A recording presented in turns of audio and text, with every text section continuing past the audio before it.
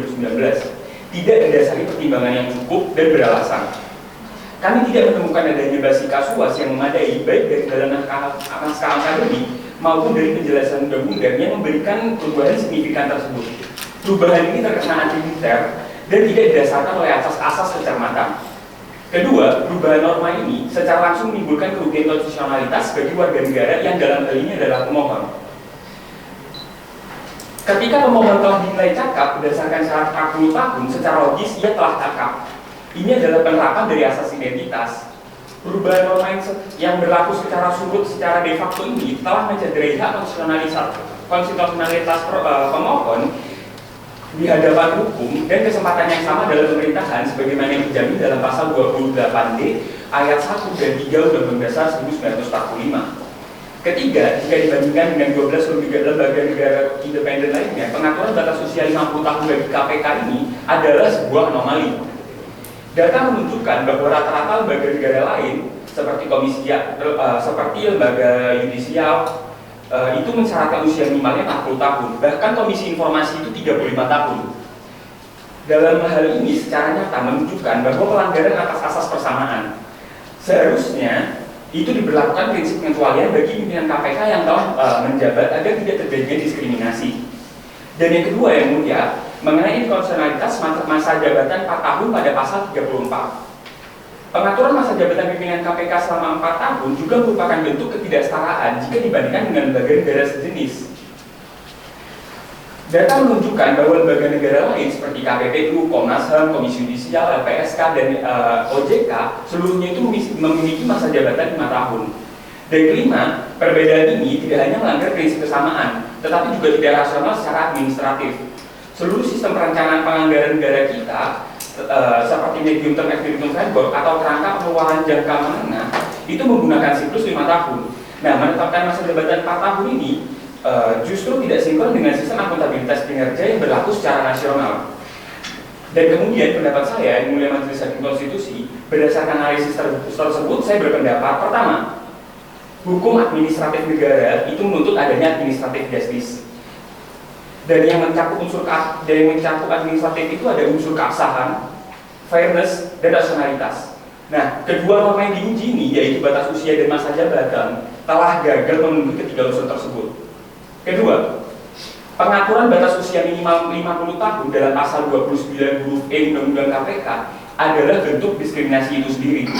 Ia melanggar asas persamaan dan mencederai hak konstitusional bagi warga negara yang telah dijamin dalam pasal 28D Undang-Undang Dasar 1945.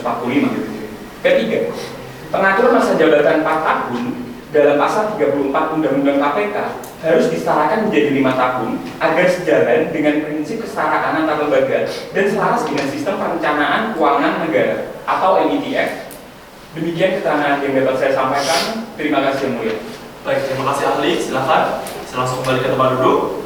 Kalau begitu dari kuasa pemohon, apakah ada pertanyaan atau ada hal-hal yang ingin di dalamnya atau klarifikasi? Izin yang mulia ingin menanyakan. Silahkan. Terima kasih izin menanyakan yang mulia kepada ahli.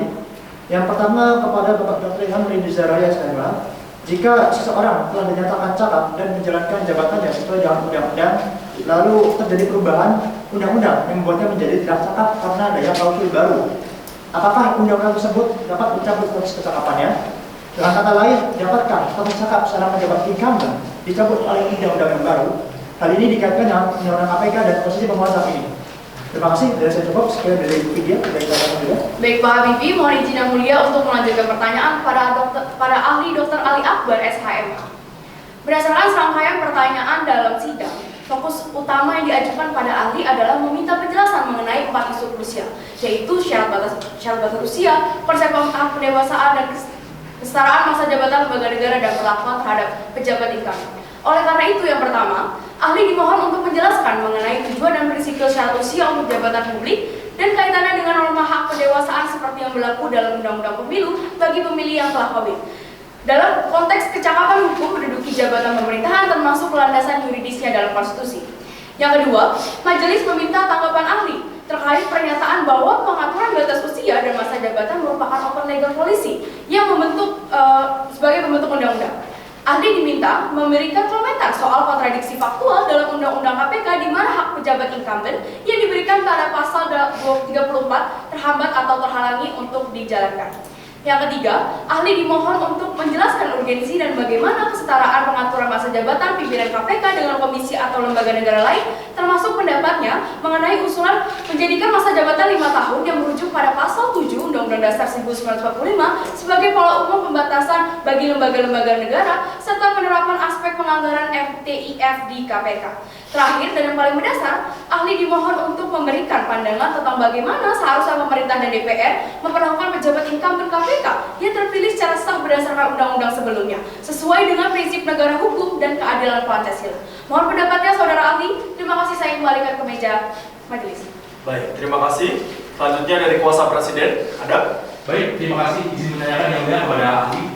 Yang pertama, apakah ahli melihat di dalam undang-undang ini ada kekosongan jabatan karena perubahan undang-undang ini atau karena pasal ini, sehingga kekosongan jabatan tersebut tentu menjadi kekosongan hukum? Kedua, perubahan undang-undang ini sudah berlaku sejak 2019. Jika dianggap berdugaan mohon, mengapa kemudian baru diajukan hampir 4 tahun kemudian?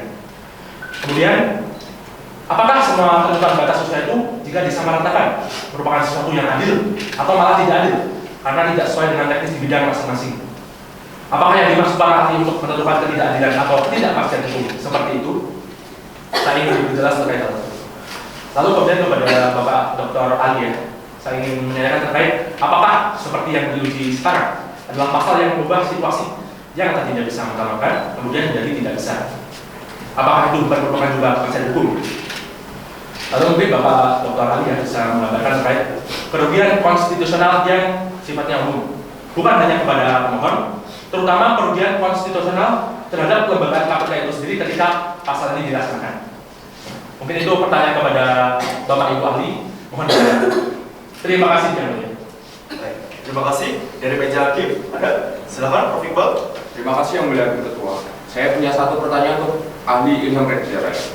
Dalam keterangannya disebut bahwa masa jabatan pimpinan lembaga negara seperti KPK yang diatur 4 tahun bertentangan dengan cita hukum Undang-Undang Dasar 1945.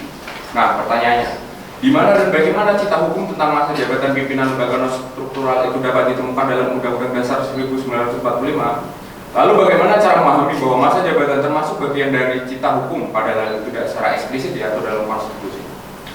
Untuk ahli Dr. Laili Hasna, tadi sempat menyebut bahwa sifat kolektif kolegial adalah karakteristik lembaga independen, lalu mengaitkannya dengan usia calon atau anggota lembaga. Saya ingin bertanya, apa korelasi antara usia pimpinan dengan sifat kolektif kolegial lembaga tersebut? Lalu mengingat konstitusi tidak mengatur soal usia pimpinan lembaga independen, bagaimana dasar hubungan antara keduanya dijelaskan?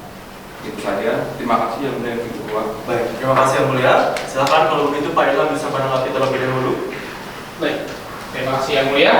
Pertama-tama saya menjawab bahwa pimpinan KPK yang telah menjabat dan dianggap memenuhi syarat usia pada masa jabatan pertama seharusnya tetap dianggap cakap dan terus memenuhi syarat untuk masa jabatan yang berikutnya.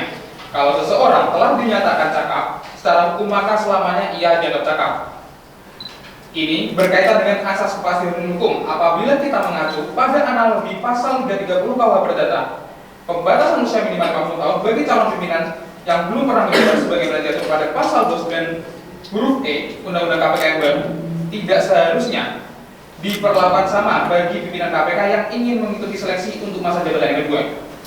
Lalu hal ini juga melanggar asas kepastian hukum pada pasal 28D ayat 1 Undang-Undang Dasar 1945 dan asas persamaan. Tidak dapat diperlakukan sama antara yang sudah pernah menjabat dengan yang belum pernah. Jika sebelumnya bisa diangkat, pembatasan baru hanya karena batas usia melanggar asas pengharapan yang layak. Dalam hukum administrasi utamanya karena undang-undang masih memungkinkan untuk dipilih kembali dalam satu kali masa jabatan. Saya juga sekaligus menjawab pertanyaan dari kuasa pemerintah. Saya menyoroti tidak ditemukannya rasio legis atau alasan logis di dalam naskah akademik mengenai mengapa batas usia diubah menjadi 50 tahun dan mengapa, apa tujuannya.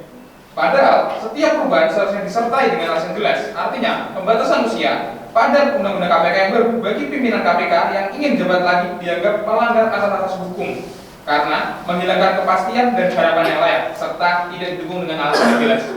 Selanjutnya saya akan menjawab pertanyaan dari yang mulia Prof. Iqbal. Memang dalam Undang-Undang Dasar tidak cantumkan mengenai usia, tetapi kalau kita telusuri, apabila kita mencoba menggunakan suatu penafsiran bahwa lembaga negara yang ada di sana, pimpinan-pimpinan itu 5 tahun. Inilah sebetulnya suatu ide atau gagasan yang tadi saya katakan, bahwa cita hukum saya mengutip dari pemikiran Prof. Maria di dalam ilmu perundang-undangan. Sehingga saya menarik suatu kesimpulan sebagai suatu cita hukum yang berkaitan dengan kepemimpinan lembaga-lembaga negara. Saya kira itu jawaban yang bisa saya sampaikan. Terima kasih Yang Mulia. Baik, terima kasih Pak Ilham. Selanjutnya silakan menanggapi dari Ibu Dr. Laili. Baik, terima kasih Yang Mulia. Saya akan menjawab pertanyaan yang pertama mengenai kepastian hukum dan kekosongan jabatan. Memang tidak ada kekosongan jabatan, namun ada 2 norma yang saling bertentangan, di mana pasal 34 membolehkan pimpinan KPK mencalonkan diri kembali, tetapi ketentuan batas usia menghalangi hal tersebut tanpa ada jembatan perantara. Ini menimbulkan ketidakjelasan dalam penerapan dan melanggar hak warga negara atas persamaan di depan hukum, termasuk hak untuk menduduki jabatan dalam pemerintahan.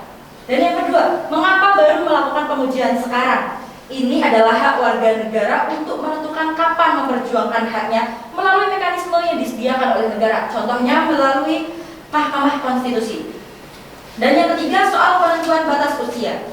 Secara alamiah, setiap tahap usia memiliki karakteristik tersendiri yang diakui oleh hukum positif. Namun, kematangan atau maturity tidak hanya ditentukan oleh usia, melainkan juga pengalaman, pembelajaran, lingkungan, dan motivasi. Standar usia produktif harus menjamin hak setiap orang tanpa menganiaya kelompok usia produktif yang terbukti banyak berkontribusi bagi Republik ini, khususnya usia 35 sampai 40 tahun. Sebagai perbandingan, BPK dan Komisi Informasi Publik menetapkan batas minimal 35